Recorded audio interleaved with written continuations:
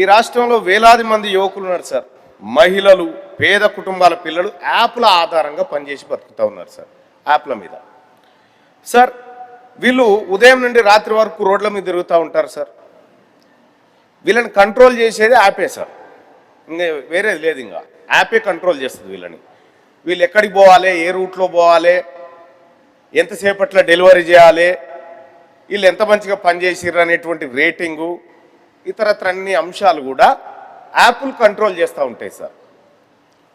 మనం సార్ ఇక వాళ్ళు వర్షం వచ్చినా, ఎండ వచ్చినా, ప్రమాదం వచ్చినా, ట్రాఫిక్లో చిక్కుకున్నా వీళ్ళ జీవితం ఒక మొబైల్ యాప్ మాత్రమే డిసైడ్ చేసేటువంటి పరిస్థితిలో ఉంది సార్. మొబైల్ యాప్ డిసైడ్ చేస్తుంది సార్. ఆ యాప్ అకౌంట్ బ్లాక్ అయింది అనుకో సార్, యాప్ అకౌంటే బ్లాక్ అయింది, ఆయన పరిస్థితి ఏం సార్? ఒకవేళ అది బ్లాక్ అయిపోయింది అనుకో, కథమే సార్. ఇక మనం ఏం చేయగలుగుతాం సార్ దాన్ని?